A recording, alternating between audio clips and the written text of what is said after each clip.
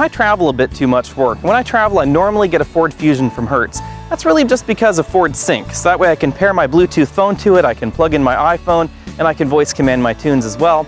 But Ford's been trying to get out of the rental car game for a while, and that's where this baby comes in. This is the 2012 Chevy Captiva Sport. Now, this is a fleet-only vehicle, so if you've never seen one on a Chevy lot, that's why. This is really just a rental car and other fleet customer vehicle. Let's take a look and see why. Now, if you're driving a Captiva Sport, you've probably either rented one or your employer's given you one, so you're probably never going to do what we're going to do now, which is open the hood, if we can find that little lever here somewhere. Interesting that it has struts, actually, for the hood. And so under here, you'll get your usual choice of V6 or an inline-4, and of course, you're probably going to get the inline-4 because you're probably renting one, and that's what the rental car agencies throw at you. So the important thing to know under here is we've got some engine. If you thought Saturn was dead, you're only half right, because shortly after GM euthanized the brand, they were starting to figure out what on earth do we do with things like the recently redesigned Saturn Vue, and this is the answer. That's why this looks so familiar to you if you're thinking that. Back here in the cargo area, we have our typical crossover cargo capacity. These are the largest style carry-on bags that you can carry on a domestic flight, and as you can see, you can really fill this trunk up quite nicely. The rear seats fold completely flat, which is kind of handy, which means you can throw these roller bags all the way up front. And that's really why you would rent this, you know, from Hertz or whatever for your trip, is because of this cargo carrying capacity rather than a sedan. You know, I would buy a sedan probably before I bought a CUV, but I would probably rent a CUV if I was on a trip because you can throw a lot of luggage back here.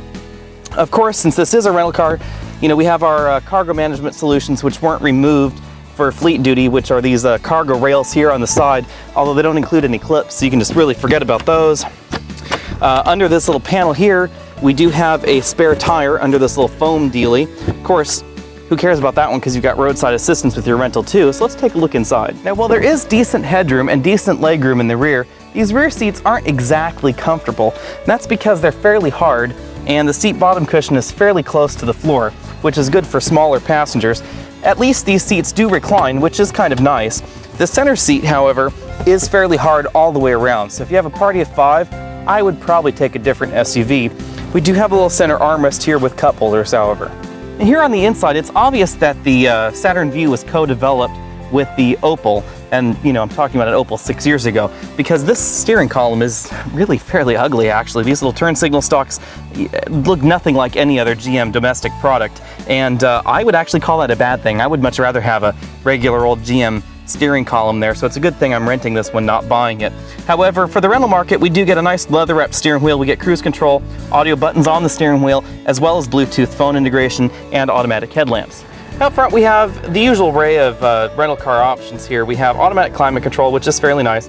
We get a GM corporate head unit here with an auxiliary input and a USB input that's further down here in the center console. You get 3 air vents. I suppose that's to compensate for the fact that there's no air vent in the rear. And we get a soft touch dash with some fairly questionable fit and finish here, actually. This, I'm not sure if you can see in the video, but the seam that runs across this panel here is really uneven. I mean, it's little here, little there, big over there, big here, little there, and doesn't even quite jive right with this HVAC panel that's further down below. Again, it's a rental car, so who probably cares? And in a way, this actually is a good thing, because if you can't buy this retail, then you probably don't care as much. Out on the road, the Captiva drives pretty much like you'd expect out of a small front-wheel drive CUV. Now, while this is available with a V6 and with all-wheel drive, again, most rental cars that we've seen don't have all-wheel drive and they don't have the V6, so acceleration is somewhat leisurely. It gets to 60 eventually, and totally acceptably. It's not overly slow for freeway use, and we've been getting fairly decent fuel economy. Over the past 200 miles, we've averaged, according to the car, 21 miles per gallon in mixed city driving here in Seattle. And you know, Seattle's kind of hilly, and we've been doing a decent amount of traffic, so it's not so bad actually. Now, pricing on the Captiva Sport, well, here in Seattle it's $56. That's $56 a day with Hertz. So of course, depending on where you are in the US, the rental car rates are vastly different. So you could probably expect to pay $30 or so in some markets for the Captiva Sport. It's about the same price as a mid-size or full-size sedan. Something along the lines of a Nissan Maxima, I believe, is actually how it was priced up here in Seattle. Of course, fleet pricing is between $23,000 and $33,000, we're told from GM, and that depends on your options. So base price, of course, would be the 4-cylinder engine, front-wheel drive. Highest option level would be with leather and the V6 and all-wheel drive for fleet customers. So if you're looking at purchasing one of these personally, then what you're probably doing is looking at buying a farmer rental car. Now, aside from the fact that rental cars are used and abused, they usually are fairly well maintained as far as their maintenance schedules go. And there's really nothing out of the ordinary in this vehicle that's going to cause you much of a problem in the aftermarket maintenance world. We have a standard old 2.4-liter Ecotec engine under the hood with a 6-speed automatic transmission. It's used in a wide variety of other GM products. Our keys, our remotes are the same as every other GM product. Our radio is the same as every other GM product. The HVAC stuff is fairly normal. And again, the Saturn Vue was sold for a few years before it was canceled, so there are other Vues out there, so there's a decent parts market for that. And almost everything from the Saturn Vue is completely transplantable into this vehicle. And that includes the bumpers and the steering wheel, etc., because really all they did was just put a Chevy logo on this. Again, I'm Alex Dykes, thetruthaboutcars.com, and this has been T-Tac's first rental car edition of our Quick Clip series. So if you're looking for a used car, then you might want to take a look at the Chevy Captiva Sport off of a rental return. And that's because rental car and other fleet uses usually cause depressed resale value.